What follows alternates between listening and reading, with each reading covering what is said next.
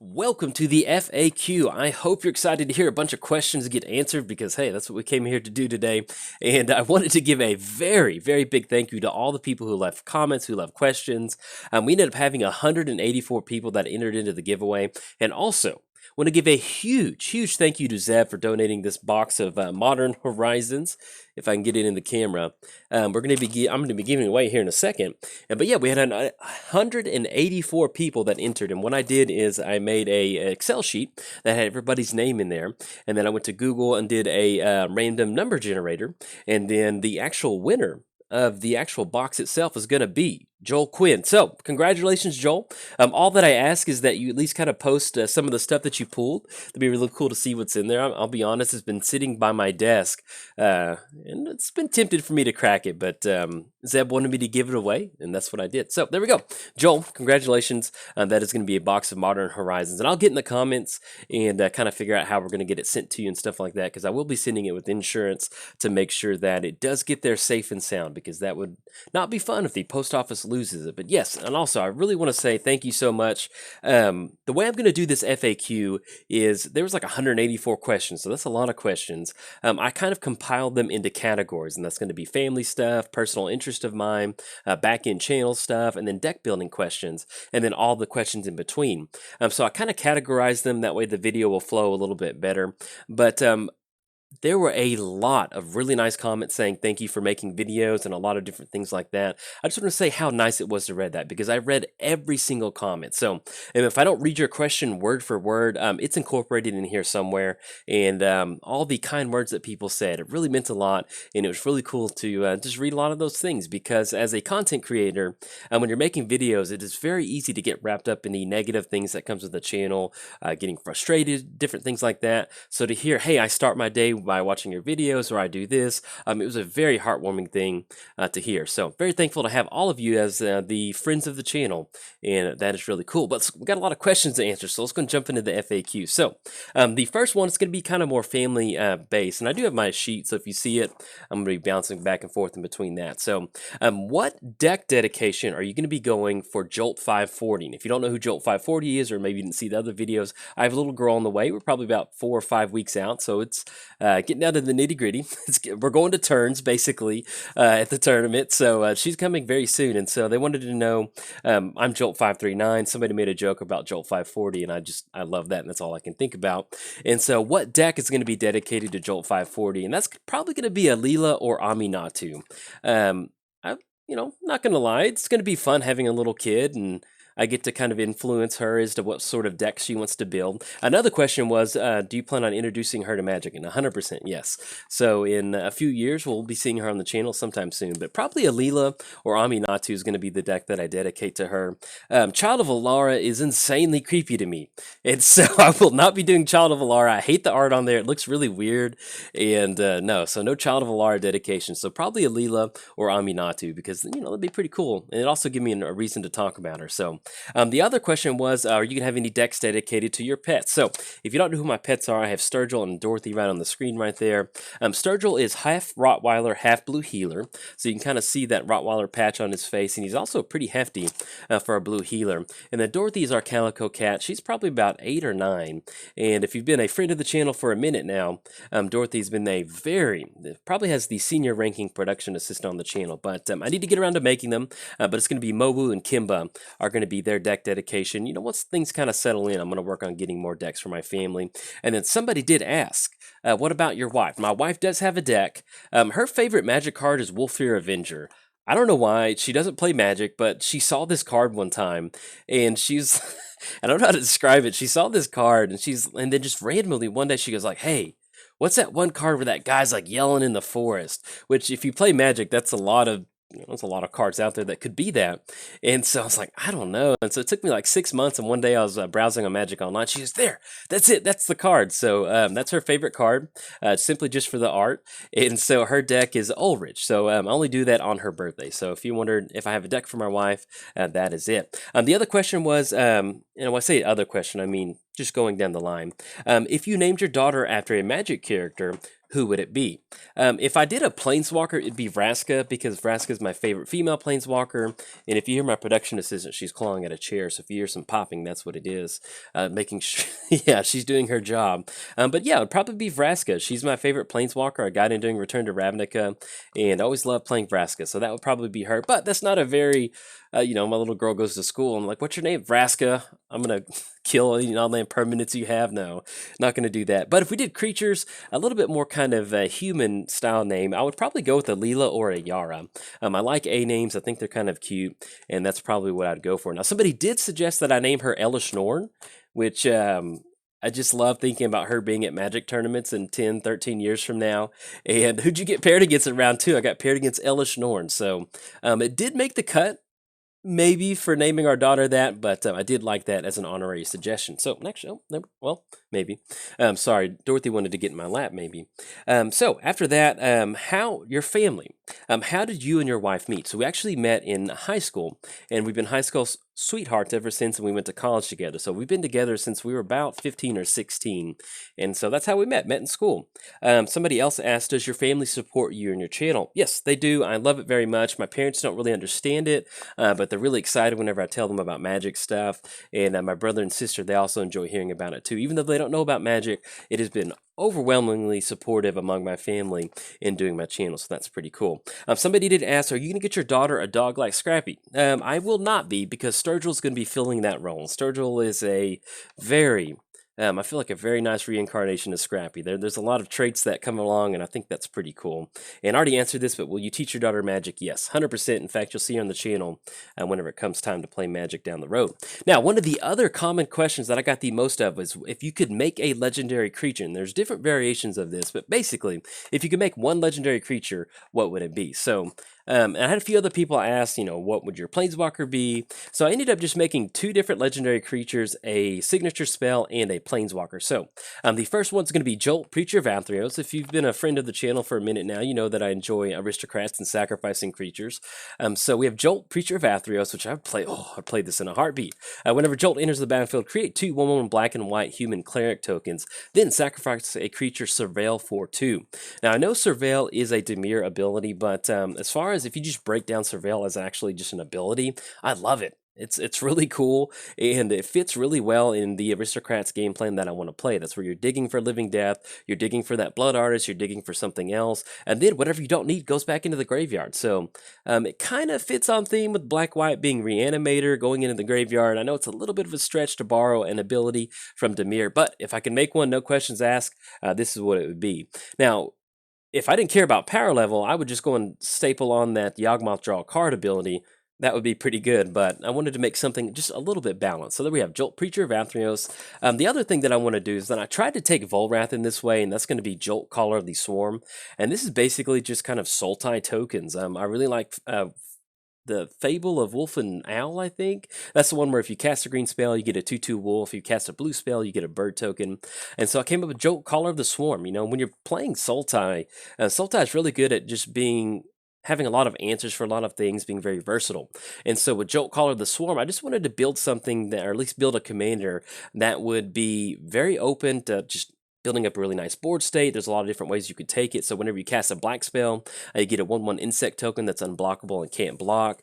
Green spell is going to get you a plant token. And then when you cast a blue spell, it's going to give you a blue elemental bird. So I just kind of wanted to make something that's not really going to win the game. With Kaikar, you get a lot of spirit tokens. You can sacrifice them for red mana. That can end the game. I felt this was a very Sultai build in that it's just kind of gives you a very nice value board state, and it's up to you to use that to close the game out. So let's move on to my signature spell, and that would be the Hymn of Athreos. There's a lot of times if you're playing Aristocrats where you don't have a sack outlet and you don't have Blood Artists, but you have a ton of parishioners on the battlefield that want to go meet Athreos. So we have the Hymn of Athreos, sacrifice any number of creatures for each opponent, each opponent loses 1 life and you gain 1 life for each creature sacrificed this way. So it is instant speed. I don't know how balancing goes. I think this is a pretty good option because we have reprocess, which is 2 mana and double black, sacrifice any number of artifacts, creatures, enchantments, or lands, and then you get to draw that many cards.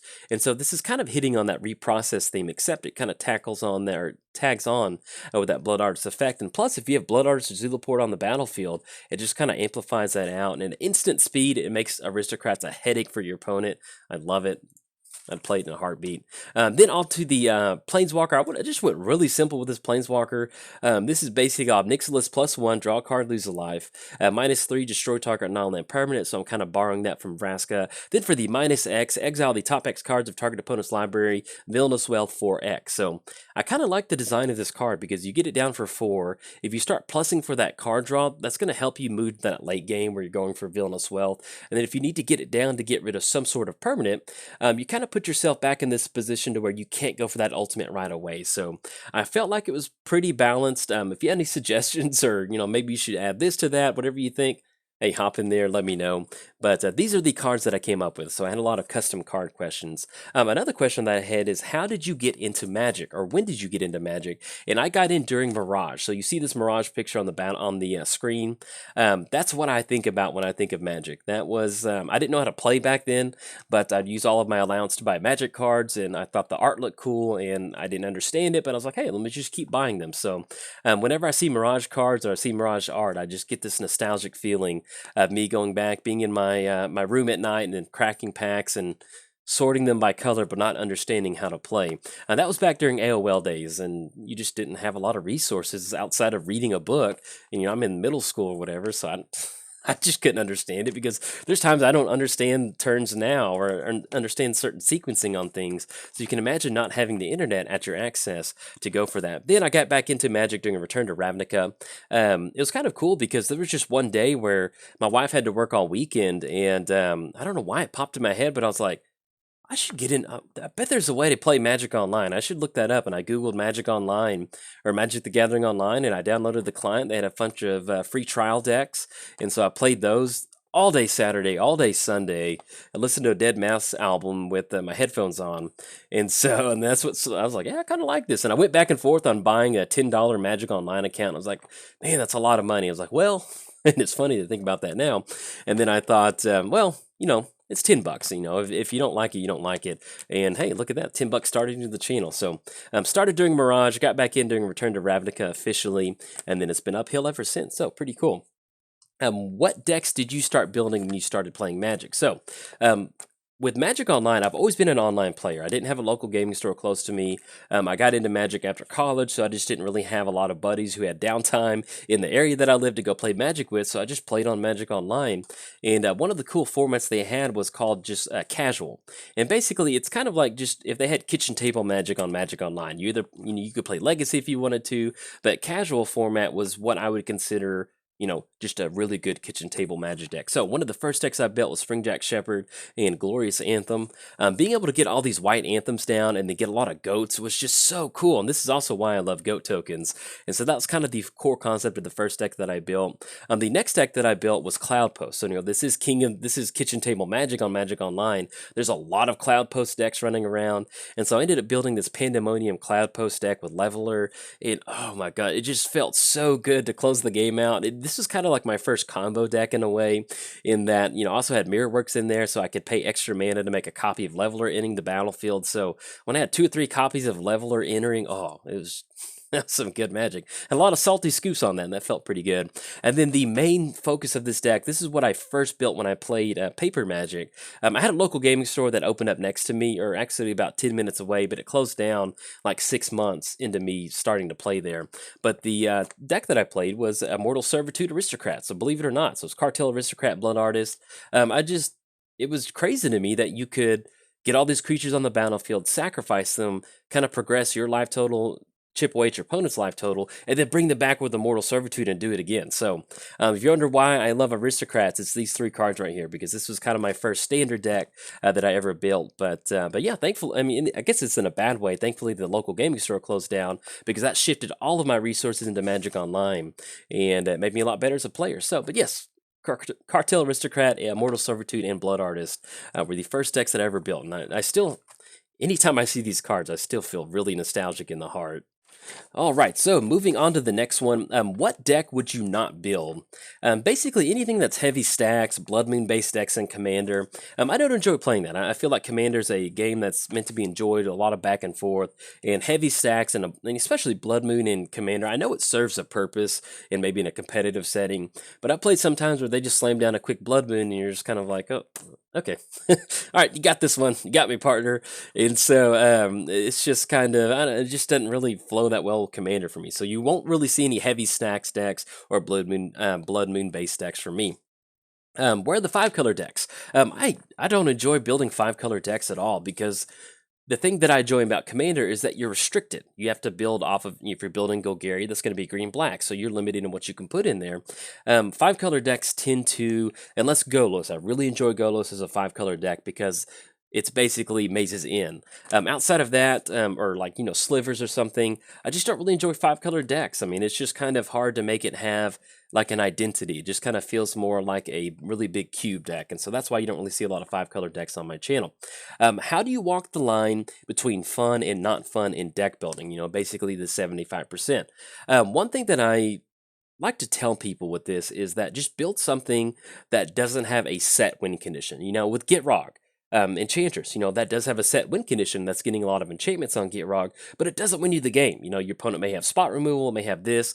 If you're building a commander deck that is nothing but combos, or your turn 3, turn 4, turn 5, turn 6 is always the same. I need to get this and then do that to win the game.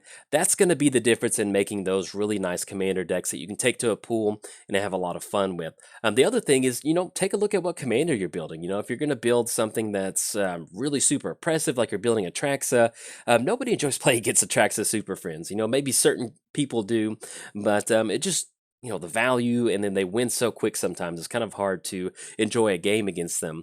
And basically just kind of back off that power level. Let's say the most common strategy for Atraxa is Atraxa Super Friends. Build a fungus deck, build some sort of tribal deck with it. If you're worried about being too oppressive with the deck, or that you just win too many games, just back off that power level, back off combos, and build it to where the core of the deck is really strong, to where you have to use your magic brain to close the game out. So there's a lot, especially like Kaikar. I love bringing up Kaikar. This is the perfect commander for somebody who considers them a spike, or they're kind of a tutor commander person. Get down Kaikar, just have a lot of cantrips and a lot of overlapping value, and that's going to allow you to win the game out. There's no better feeling than just winning with a bunch of tokens. And I guess if you were to wrap it up, that's pretty much what you do. Just have a lot of overlapping value, and once that overlapping value kind of gets onto the battlefield together, that's going to allow you to win the game somehow. And plus, it just teaches you how to, okay, what do I do? I don't have this win condition to fall back on. Not saying you shouldn't run combos in a commander deck. Always does help kind of close it out if games get kind of wonky. But just have it be to where there's just a ton of value that overlaps, and that's going to help you build a really fun deck. What is your process for keeping decks interesting? What I typically do when I build a deck is I start with the mana base. I get all my lands in there, then I add the artifacts, and so basically I just kind of build it piece by piece. I add the basic building blocks for that color. If you're playing Golgari, that's going to be Life from the Loam, some good removal, Abrupt Decay, different things like that. Then once I get down to about the last 30 or 40 cards, that's when I decide, what are we doing? Are we going to be doing a Spellslinger package? Are we going to be doing Tribal? And that's the way I kind of keep them interesting, is I build that foundation for each commander. I include the cards that make that commander shine, and then I kind of work in this 30 to 40 card package. So that's kind of what I go for. And there's a lot of times where, I've built probably over 120 commander decks since I've done this channel. There's a lot of times where I see this commander, I'm like, it'd be fun if I take the equipment from Valduke and put it into this commander. That would work out really well. So thankfully I've been able to build a lot of these decks over time, and I've gotten a lot of cards stuck in my head so I can remember what would go good in different things. So as time has gone on, I've gotten a lot better at building decks, and it's made building a lot more fun. But yeah, long story short, I start off with a foundation for the deck that's going to make sure that the deck is at its basic level. It's going to perform at a really good function, and then you just kind of add in your seasonings. That's the best way to think about it. You have your base dish, and then it's up to you to season it however you want, or put whatever sort of topping on top, whatever that may be. It's kind of like you have an ice cream sundae. Let's put some chocolate on there, maybe a cherry, banana, whatever that is. You have the ice cream as the base, and that's what's going to matter. What do you use to build your decks? I use Scryfall. If you want to get good at Magic, learn how to use the Scryfall syntax. That's going to teach you how to filter cards out. It's going to teach you how to filter by certain keywords. There's a lot of times where I want to cast a deck or I want to build a deck that cares about casting non-creature spells. So you go to Scryfall, you type in the Oracle, put in quotes basically whenever you cast blank, and this is going to pull up every single card that cares about whenever you cast something. So that's kind of how I whittle it down and make some really good selections for the deck. So Dorothy just hopped up in the chair next to me, and so I think you can see her tail right there. So she's in the background. But yeah, I use Scryfall. That's one of the best ways that allows me to build some really good decks. One of the common questions I had was, what is the hardest time you've had with the commander, and like what made you wish it performed better? So I do have 3 examples with that. That's going to be, and my first commander, I forgot to mention this earlier, was going to be Omnath. That was one of the people asked, what was your first commander? It was Omnath. That was first one. It made me love commanders. Pretty cool. But yeah, what is the hardest time you've had with the commander? I have 3 different examples for this, and I have 3 different reasons why these are the hardest commanders. So with Damia, I had a very hard time with Damia for a very long time because my build of Damia was not good. I would get Damia out there with no protection, and then they get hit with a piece of removal. Then I'd get frustrated because we never cast Damia. I'm out of resources. So in very recent times, I've kind of shifted Damia into more of a kind of Unbound Flourishing deck with X spells, and it's gotten a lot better because Damia is not the focus of the deck. So this is an example of, I was putting too much weight into Damia and at the same time not protecting Damia. So that's why I had a long time struggle with Damia. The other one is Atraxa. Now, there's different builds of Atraxa that I've done, but the one that I built is Atraxa Fungus, and this deck has just not performed well. And the reason for that is because the core foundation of the deck, Fungus, is a very, very weak strategy. You've got a great commander in Atraxa. You can do a lot of things. That proliferate is awesome. That lifelink, she can help you stabilize. But the core of the deck, I purposely built Fungus because it's fun, but the core of the deck is just very weak. As soon as your opponent goes for a board wipe, it's like, oh, good game. It's going to be really hard to hit that reset button. So that's the reason why Atraxa Fungus hasn't really taken off that well, just simply because at the core concept of the deck is very weak, but it's still fun to pilot. And the last one is Izoni. Izoni, this is Golgari. It cares about having creatures in the graveyard. You're in green-black. There's a lot of good colors for it. But at the end of the day, I never really enjoyed playing Izoni because it was just so hard to get her down and take advantage of those tokens entering. I mean, there's a lot of times where you can get down, bounce effects and different things like that. I do need to revisit Izoni, but Izoni tends to me is kind of a weak Golgari commander. It's just, you have to have a lot of things go right for you. You have to have a lot of dredge early. You have to have a lot of creatures in the graveyard. You have to either sacrifice your creatures once they're on the graveyard. So it basically puts the focus of the deck on the core of your deck, and you have to have a lot of that in the graveyard, and it's just really kind of hard to make sure that you can protect your life total and not lose by the time you get down to Izoni. So these are 3 different commanders, and there are 3 different reasons why I have a hard time with them. Damia is going to be I didn't build the deck right, Atraxa was weak because the core of the deck was weak, and then Izoni is just kind of what I would consider a weaker commander. So if you ever find yourself struggling with the commander, keep this in mind. Evaluate the commanders. The commander weak? Is the core of the deck weak? Is the actual commander itself just not that good? So there's different things like that. So here's Dorothy. So I'm going to put her in my lap. Moving on to the next one. What is Scryfall the hardest time you've had with the commander? What are your top 5 commanders? So these are not necessarily in any sort of order. These are basically the commanders that I just enjoy playing. They're so much fun because each win condition is different every single time. That's going to be Church of Athreos for sure. Kaikar, I love playing a Jeskai Spellslinger deck and getting those tokens and sacrificing them. Oh, it's just fun. The Gitrog monster, even if it wasn't Enchantress, I would still hold on to Gitrog because it's just fun. Kamal's the first mono green commander that I ever, not first mono green, but I just love playing it. It's just everything that you would build in a Timmy deck, a mono green, and it's just a lot of fun. And then having that Stampede effect is really nice. And of course, Gonti, Lord of Luxury, because your deck becomes an extension of everybody at the table. So you can start targeting the control player if you want to get some good control cards. If you want to target the value player, you can get some good value creatures. Gonti just keeps you open, and at the core of the deck, it's really strong. So these would be the 5 decks that I take with me to a deserted island if I can only take 5 decks, because they are so much fun to pilot. Okay, so moving on to the next one. Who is your favorite artist? Oh, Somebody did ask, I forgot. What was your favorite pull off of Gonti? And that's going to be Mana Drain. I was playing this really tight control game against, I think, Esper Control, and I got a Mana Drain, like the first Gonti trigger, and I saved it, and I had 2 mana left open at the end game, and I cast Mana Drain, and my opponent in the chat just goes, nice. Like, just kind of one of those things like, yep, you got it. So that that's the best Gonti steal that I've ever gotten was Mana Drain because oh man, that felt good too. And it was at the choke point in the game to where it tipped it over to my advantage. So that felt really nice. Now, who's my favorite Magic artist? That's going to be Thomas Baxa. I think that's how you say it. I love his art. I mean, just look how good it is. Like Relentless Rats, you've got Dripping Dead, Rotten Lung Reanimator, Nat Miser. I just love his use of colors, the contrasting colors, and it just really captures that kind of old school Magic card that I grew up with. So there's a ton of other cards out there. So if you want to go to Scryfall, type in, I think A is for artist, I can't remember, and then type in Thomas Baxa.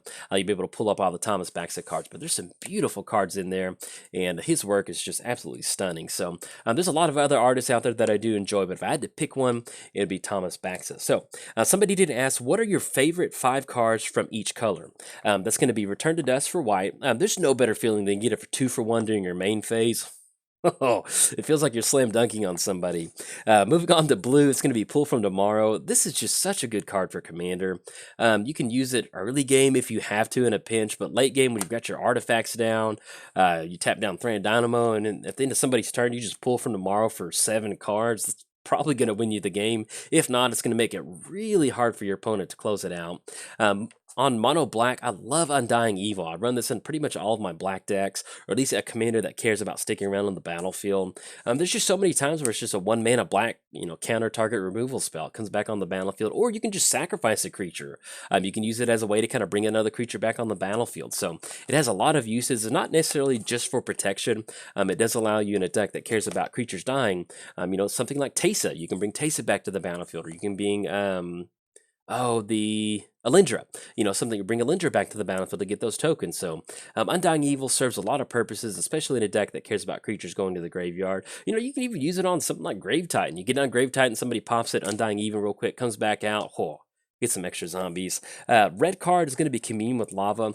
I don't play with this card a lot, but it's one of my favorite mono red cards. It's kind of like Pull from Tomorrow, except, you don't get to draw the card. So that's pretty much exactly what it is. You exile the top X cards of your library, and then you get to play those cards. So it's not the same as getting that same card advantage, but with Commune with Lava, and especially if you're building like a Gruul-based deck or something that has not necessarily control, but you need access to just card advantage really quickly, Commune with Lava is one of my favorite cards. I don't really play with it a lot, but it's when I do get to play with it, it's pretty cool. And for green, it's going to be Cream of the Crop. I love this card. It's in my first Omnath deck, and it's really good. Whenever a creature enters the battlefield under your control, look at the top X cards of your library, reacts to that creature's power. You get to put one on top and the rest on the bottom of your library. Now, it does force you to draw it next turn, but if you have some sort of way to draw cards, it's basically just kind of like card advantage for green, and especially just getting it down for 2. When you cast your Mana Dork, it's going to be Scry 1 to the bottom, whatever that may be. It is a very, very nice feeling with Cream of the Crop. So, somebody did ask, what is your favorite insect? So, here we go, Scut Mob. There's a lot of times where they get that down on turn 1, and I don't really play with it, but there's times where it's become a very big threat to me, and I'm like, crap. Hornet's Nest, this is always one of those cards that I don't really incorporate in a lot of decks, but, it's nice having those Hornet tokens. And the Killer Bees, look at Killer Bees. I don't play it in anything other than just, like, I love the art on it. It's so early days Magic, how goofy it looks. Looks classic. And Saber Ants. Saber Ants is probably the most insect card that I play the most of, because whenever it's dealt damage, you get that many 1/1 green insect tokens. So, that's pretty nice effect. It is 4 mana, little clunky, but when you're building a token deck, they hit some of your early strong creatures. Getting down Saber Ants is going to keep your opponent from swinging, because let's say you have parallel lives on the battlefield, they swing with a big creature, you're going to get a ton of insect tokens, and it feels pretty good. And of course, Ishkana, it's the one I have a deck built on, and it's just always fun to drain somebody with these kind of triggers. It feels like a really nice feeling. So, somebody did ask, what do you feel about underused mechanics in Commander? What are your underused mechanics? Mechanics, not commanics.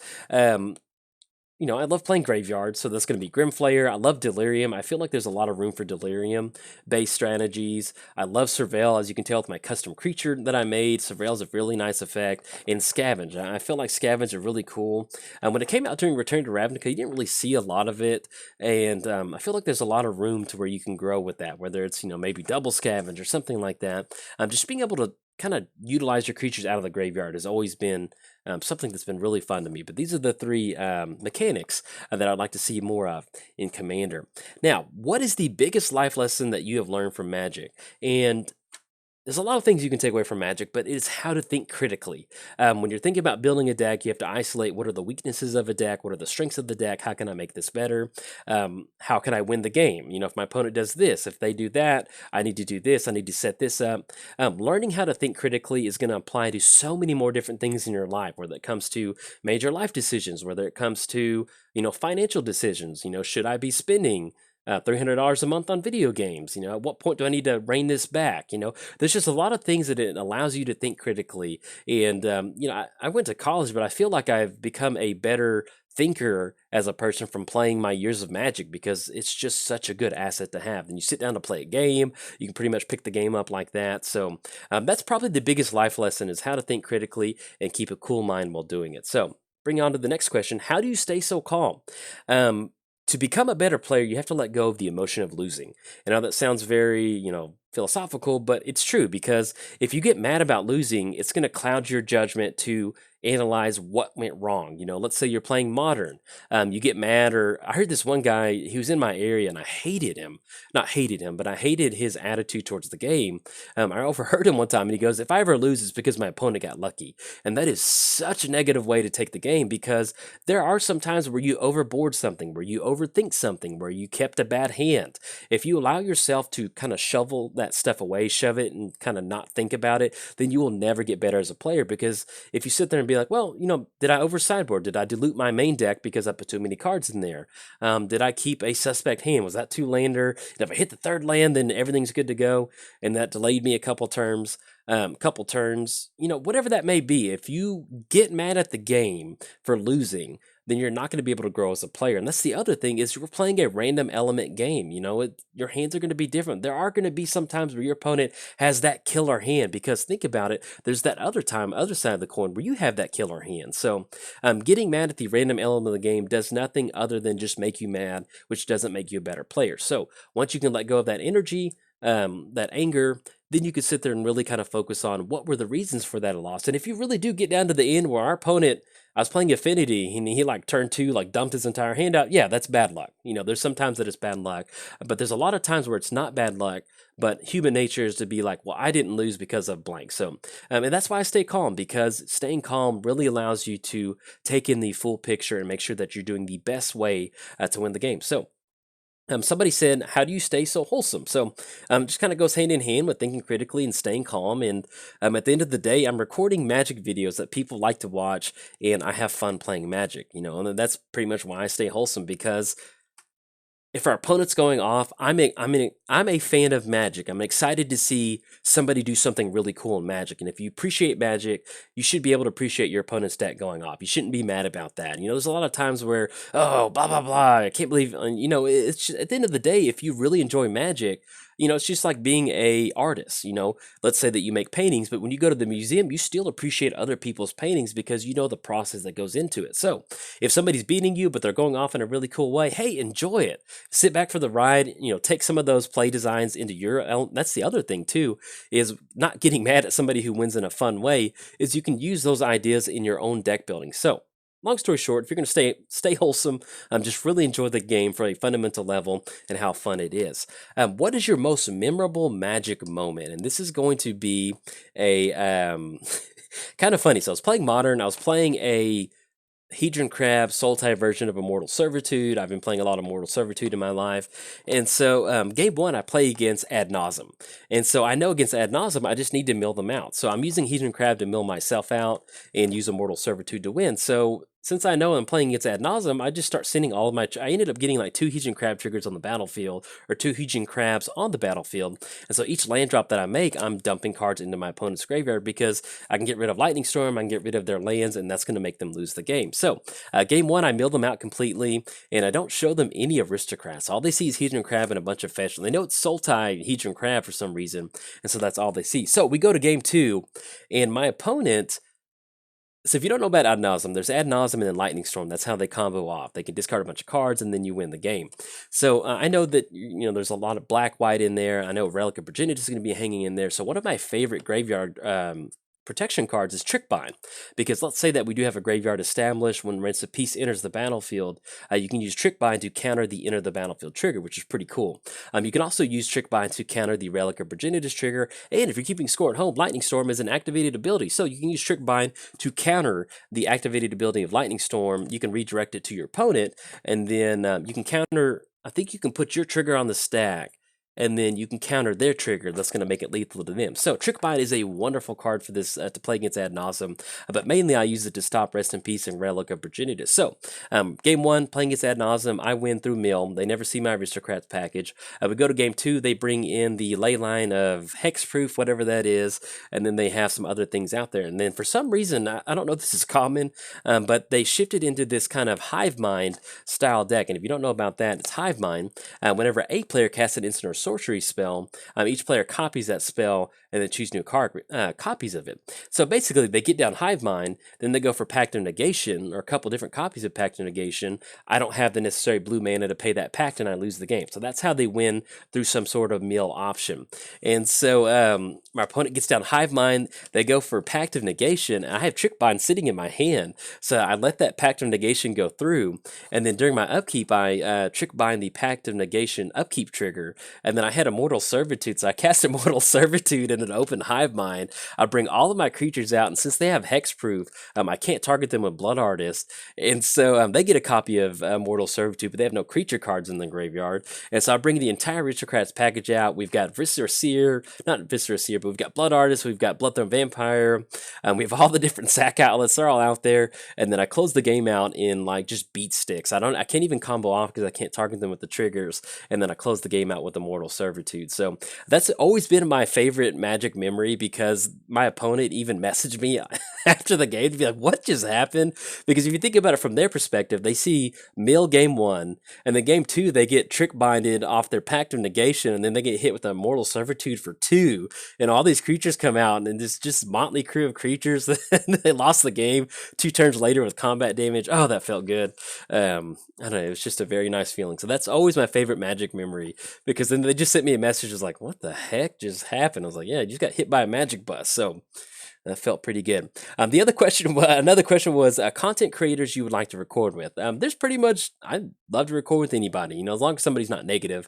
The EDH Lounge crew, shout out to them. I love recording with them, and pretty much anybody that does Commander, I would record with them. But I did kind of trick the question just a little bit. They asked, I wanted to say, what player pod would you want to play with? And these are my favorite Magic players. So that's going to be Tom Ross, Jerry Thompson, and Chris Pakula.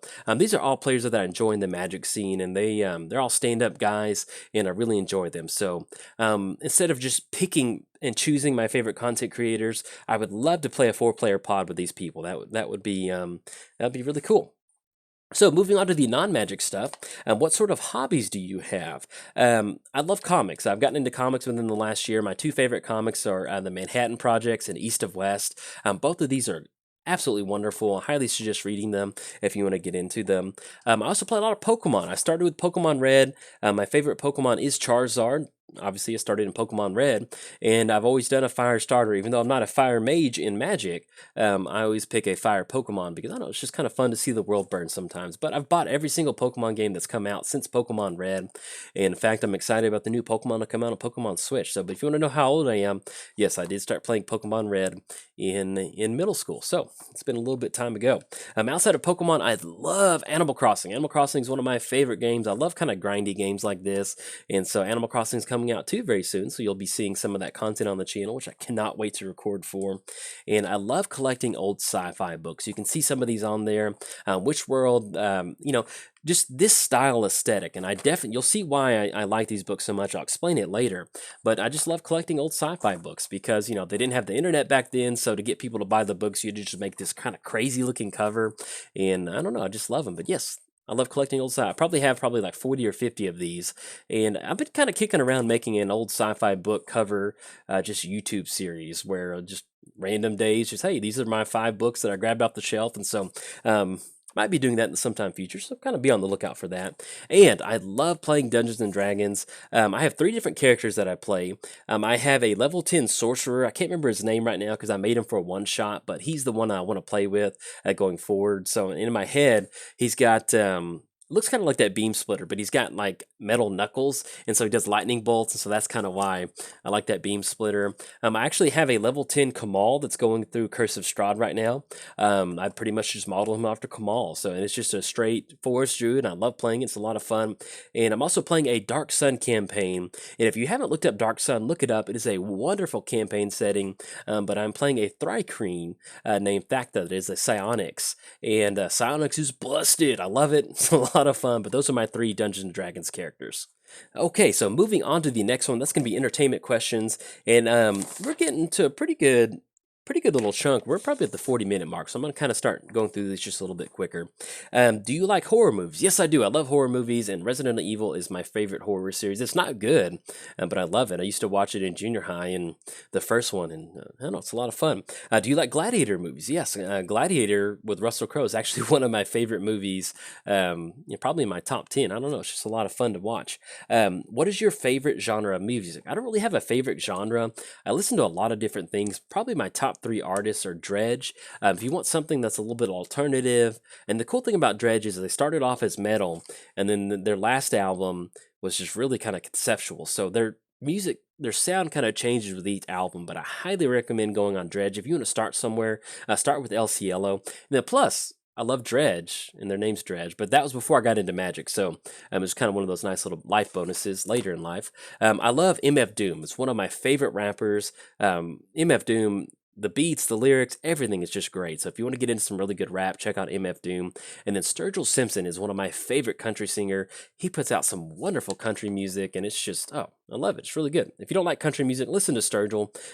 You'll probably like it because it's not like new pop country. It's like that old country sound, which is pretty cool. What is my favorite TV show? That's going to be Samurai Jack. I love Samurai Jack. I watched Samurai Jack when I was in high school. And if you don't know about Samurai Jack, they stopped making it.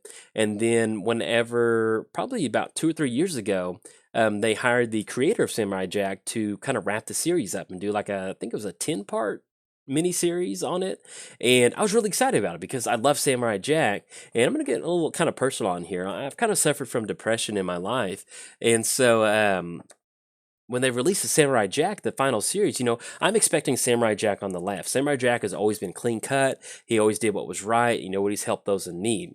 When Samurai Jack debuted in the miniseries, you almost didn't recognize him. He hadn't shaved. His hair was down. He didn't have his sword anymore. He was like riding a motorcycle, and he was like depressed, and he was dealing with thoughts of suicide and anxiety. And it was just such a, like, I don't know how to describe it, such a cool moment in my life because I grew up with Samurai Jack and I really looked up to him. And then we get to this mini series of Samurai Jack, I started to see a lot of these qualities in myself where, I just felt like I was a shell of myself at some point along the way. And so to have that experience of having this character in your life when you were younger, and that he just did such a good job. I can't say his last name, I'm going to butcher it, but I'm pretty sure his name's Gindi, and then something with a T.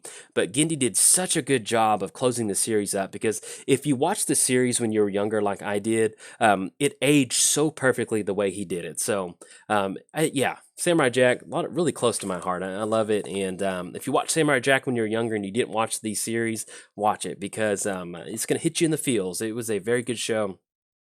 And yeah, it's going to be my favorite show, Samurai Jack. So, what would people be most surprised to know about? Actually, sports teams. So, favorite sports teams. I love the Texas Ranger and I love the Seahawks. I am from Dallas, and so I do enjoy watching the Cowboys games. But I don't know. I just really like the Seahawks. I started following them in junior high, and I've been following them ever since. So I would claim Seahawks as my football team because I started watching them back during the Matt Hasselbeck days. And so, if you know football, they were not good back then, and that was a long time ago. So they weren't good. I don't know. I just really enjoyed their uniforms, and they always made really good active trades. So that's why I like the Seahawks. So, what would people be the most surprised to be about, or what would people be surprised to know about you? And that is, I have a full back piece tattoo. I got this. You'll see it on the screen right now. I got this when I was in college. This was the very first tattoo that I ever got. So go big or go home. But yeah, that's my back piece. It's a Hanya, which is a Japanese theater mask, and it took me about 16 hours to do it. I didn't sit full 16 hours. It was probably more like 2 or 3 hours that I sat during each session. But yeah. There's my back piece. I do have a tattoo on the side that'll pop up on the screen, koi fish. Eventually, I will end up getting a full body piece somewhere down the road. That's my intention, but between life and doing the channel, I haven't really had that much time to get back in the tattoo studio or get underneath the tattoo gun. But yes, got a full back piece. Pretty cool. It was a lot of fun doing it. I kind of miss that feeling. I don't know, just that the tattoo gun, and then you feel like this weird kind of warm, sick feeling afterwards. I really enjoyed it. So, somebody asked, "What is your favorite meal to cook?" That is going to be fried rice. I love fried rice. I make some pretty good fried rice. Hamburgers or hot dogs, hamburgers. And then, what was your favorite game growing up? And that was Harvest Moon. I love playing Harvest Moon. Kind of fitting on theme with Animal Crossing. It's just a ton of fun to play. So, there we go. Moving on to the next one. This is going to be some channel back-end questions. So where did Jolt come from? It came from Jolt Cola. I needed to make it. I got an Xbox One, I guess. Yeah, Xbox One. I was trying to remember what the original name was, but I got Xbox One and I had to come up with a username. And I was like, well, I'll drink a lot of Jolt, so let me just make Jolt. And then 53 is my football number, and then 9 was my baseball number. So Jolt 539, that's where it came from. But yes, 100% Jolt. In fact, Jolt Cola, if you're watching, hey, let's work something out. That'll be a lot of fun. Crack a jolt with Jolt. Yeah, that's a pretty good one. How many hours do you spend on the channel? I probably spend about 20 hours a week on the channel. I get up at 5 o'clock every day. I go to work at 8:30. So I do about 2 hours of channel work in the morning. Then I get stuff ready, get the dog ready, make a lunch. But yeah, and I get up at 5 and work on back end stuff. So if you ever wondered, wow, why didn't Jolt put out a video today? Hey, that's like every week I'm doing 2 hours, and that doesn't include recording. And so I record for probably about 5 hours on the weekend, and then randomly record throughout the week. So I'd say it's about 20 hours that I spend on the channel. So a pretty good chunk of time. How many hours of sleep do you get during the night? I try to go for about 7 or 8 hours. So I usually go to bed around 9 or 10. I get really sleepy past 10 o'clock because I do get up at 5. So that is it. So somebody asked, what does your setup look like? Excuse the mess on the back wall. I need to get some of that stuff cleaned up. But yeah, I have a dual monitor set up. I have one horizontal monitor and one vertical monitor. And that is green tea that is waiting to be brewed, or have the tea leaves taken out if you don't know what that cup is. And the radio right there, I picked that up at an antique store. And I don't know, it's one of my favorite things. It does work. I don't listen to it, but it's just a very nice accent piece for my desk. So oh, how did I get started? So I just played an ungodly amount of Magic, and I was like, I need to do something with this, and so I just recorded a deck tech with that Immortal Servitude. And in fact, that's my first video. If you go all the way back and look for it, it's the first deck tech that I ever did, and the first video that I ever did. And yeah, that's how I got started. And then I didn't like Modern that much, and then I got into Commander, and that's what made my channel become a Commander. So how did you get started? Do you get mad when you record? I don't really get mad. I get frustrated. If I get to a point in the video to where I've done, like, it's a good video, I always shoot for about a 15-minute video, but if I just make a goofy mistake, like, I can't tell you how much early on I would bribery a creature out of somebody's deck and just forget they had Homeward Path over there, and that just kills the entire video for me. So if you see a video with mistakes in it, I've made some worse mistakes. They don't see the light of day, but little things like that, and it's really easy to forget about that stuff while you're delivering commentary, while you're trying to figure out what your next line of play is and how you're going to win the game. So I don't get mad, I just get frustrated. And once I get to that point, I usually stop recording just because it's hard to get a good video in. How do you balance the time? I'm very aware of how much time, and it's taken a long time to get to that because I would be very OCD about not having a video release. I've gotten a lot better about making sure that if I'm tired, that I don't put a video out that day. Or if I have a long weekend, I don't like stress and over record the week before. And so I just balance time. I get to a point to where if I'm trying to record a commander and I spend like an hour with that commander, then I just stop. I don't record that commander anymore and I pick another commander to go with. Just simply because I'm getting frustrated and, it's just a lot of things happen when you're frustrated. You don't have a clean head. And so typically I'll stop and try to record the next day. So, yes, I do get frustrated, but I typically try to stop once it gets to that point. What is the hardest part about starting a channel? The hardest part is just getting a consistent schedule. And releasing that amount of content. If you want to release one video a day, not a day, one a week, 2 a week, 3 a week, whatever that may be, can stick to that consistent schedule because that's the only way you're going to build a channel. If you release 2 videos 1 week and then 3 videos 3 weeks from then, people aren't going to know to go to your channel. So stick a schedule and get used to that consistent schedule. And the good thing about that is it's going to be hard to do that, but once you get used to the process of making videos, it's going to be a lot easier. What used to take me 3 hours to make a commander, I can pump it out in about an hour now. So you'll get better at making it going. But that is the hardest part, is figuring out your content creation production process, and making sure that you're not spending too much time doing something, or you're not getting, it always takes me this long to do this. How can I make this easier? It's just making sure that content creation process is streamlined and it's easy for you, and it doesn't make you frustrated. That's a pretty big thing. How long before did you get a sponsor? I was probably about 6 months before I got a sponsor. Thankfully, Heath at MTGO Traders took an early shot on me, and I'm very thankful for that. But if you want to get a sponsor for your channel, what I suggest is having at least like 6 months of consistent content that came out. That way they can look at this and be like, okay, this person is worth my time and money to invest in because they've put out X amount of videos.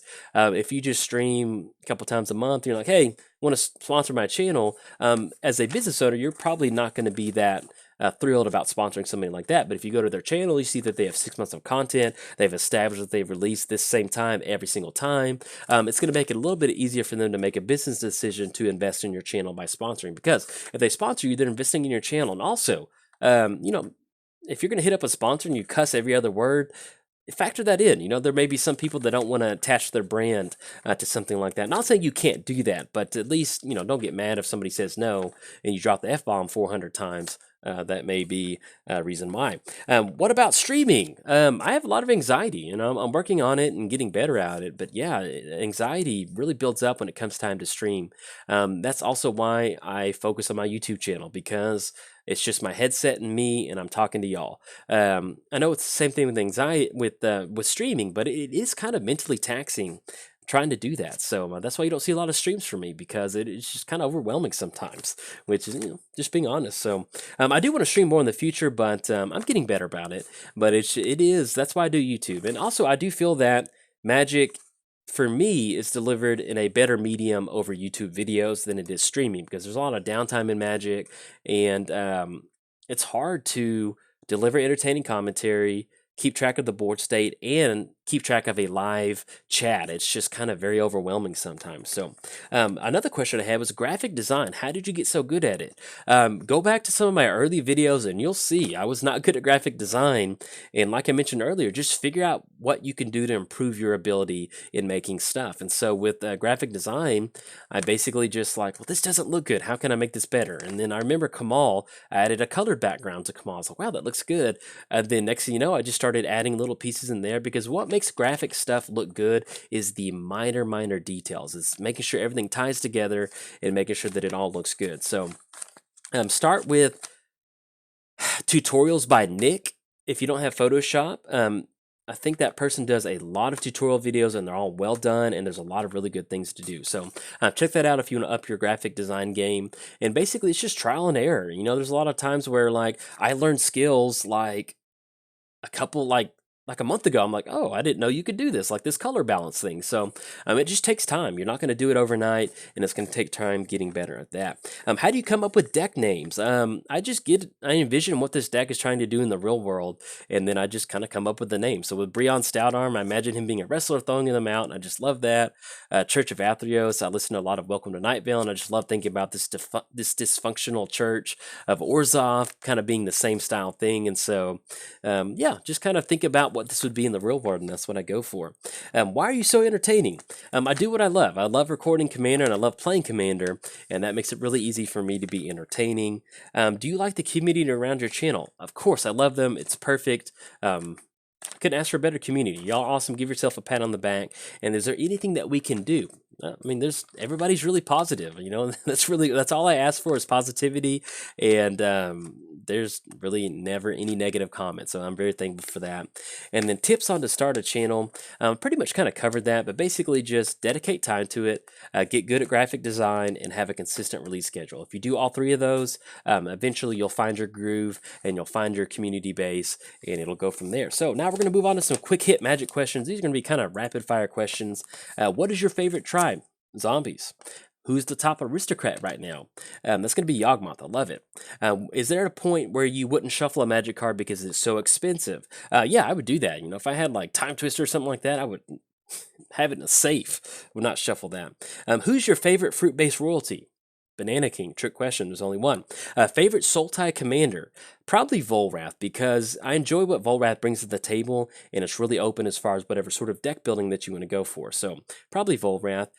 Buy pre-constructed or build your own deck. This really depends on what experience you have. If you're new to Magic, if you're new to Commander, buy a pre-constructed deck. It's a great place to start. You're going to learn the ropes for it, and you'll be able to figure out what you don't like in that deck. You can cut those cards and add it. If you're already established in Magic or Commander, buy what you want, because that's really going to help save you some money over time. Favorite sleeper commander? Griswold. I love Griswold. It's a lot of fun. If you haven't played Griswold, check it out. If you could add a color to any commander, what would that be? I would add white to Yawgmoth, and then the Church of Athos would be perfect. That would that would just be insane. Best card in 1v1 that's not good in multiplayer. It's probably just going to be Thoughtseize, and I don't run Thoughtseize, and so there's really not that many cards in 1v1 Commander that aren't good in multiplayer Commander. And so I get a lot of people that ask, what would you change for 1v1 versus multiplayer?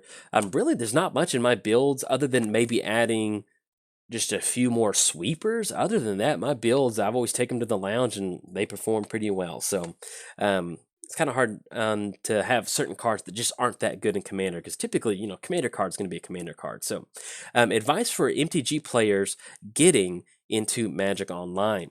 What I would do is evaluate, how much time are you spending playing paper Magic versus how much time could you be playing at home? You're going to become a better player in Magic Online than you will at the card store, simply because the volume of games that you can play will make you a better player. So that's something to keep in mind.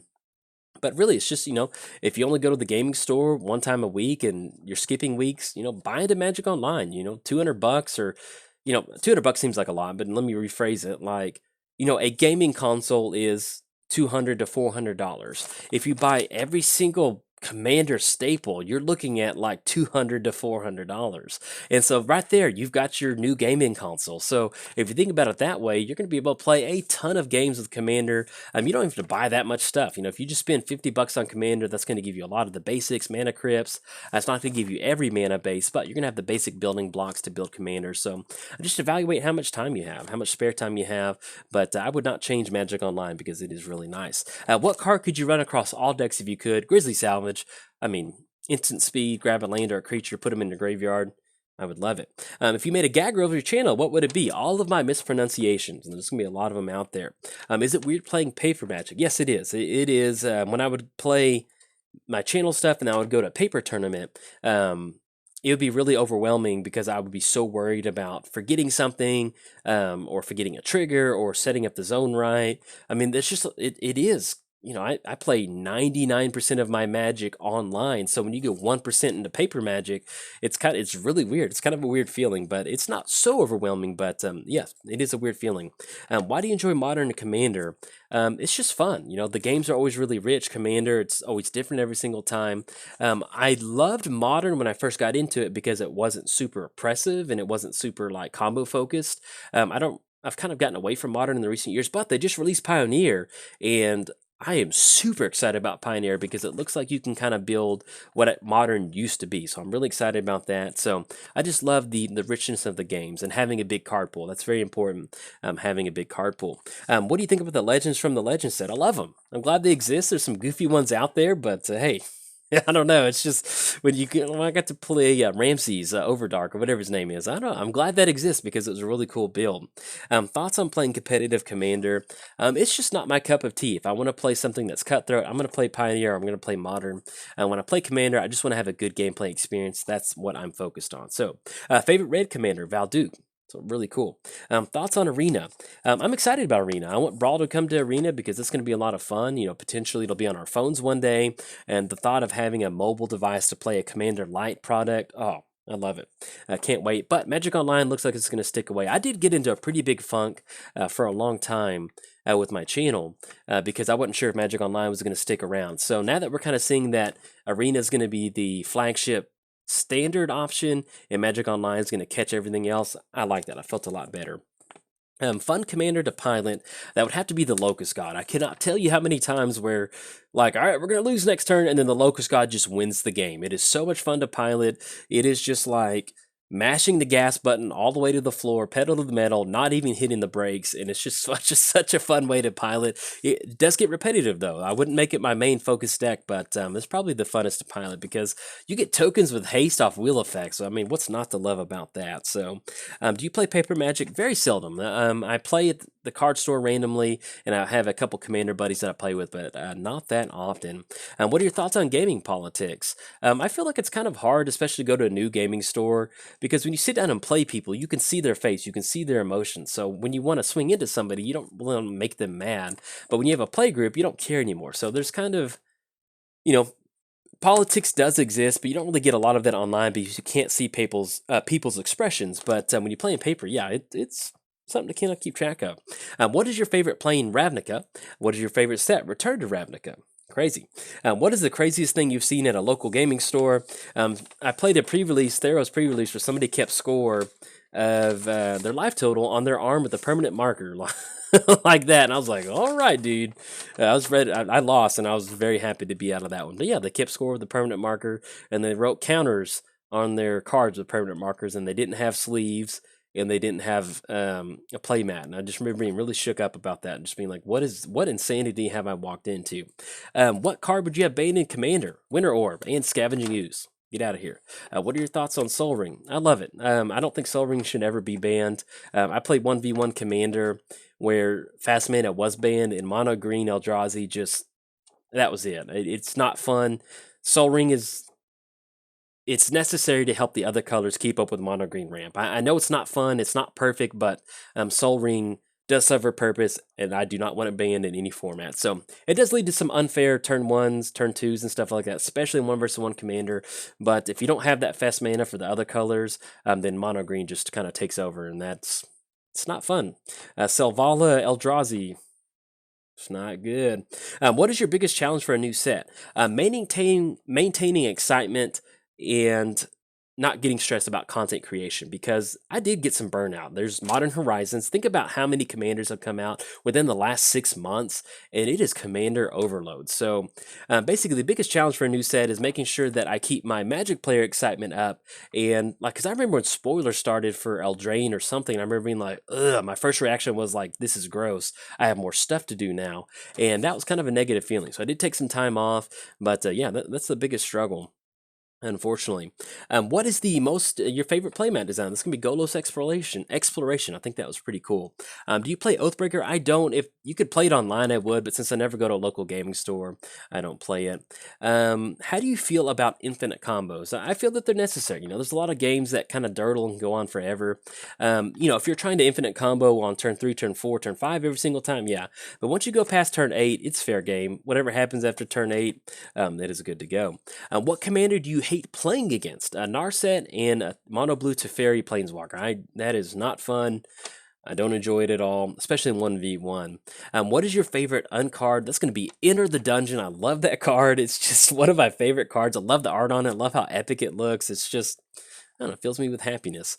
What is your favorite combo? It's going to be Mindcrank and the Splinter Twin combo. That's a very close second, but Mindcrank is definitely going to get it on that one. What is your favorite flavor text? Werebear. You have the right to bear arms. That's pretty cool. And then what creature type would you be, or what token would you have?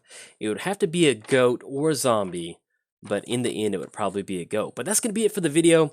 This is probably sitting at about an hour, so it's a long little FAQ. Hopefully you enjoyed the video. Once again, thank you to all the people out there who watch my videos, who have left comments. It's really cool. You know, building a channel, the fun part is having a fun community and a fun group of friends that surround it. And it just makes it very worthwhile and happy for me to do. So I'm very thankful for everybody that leaves comments and watches it. And if you enjoyed the video, like and subscribe. Thanks. Bye.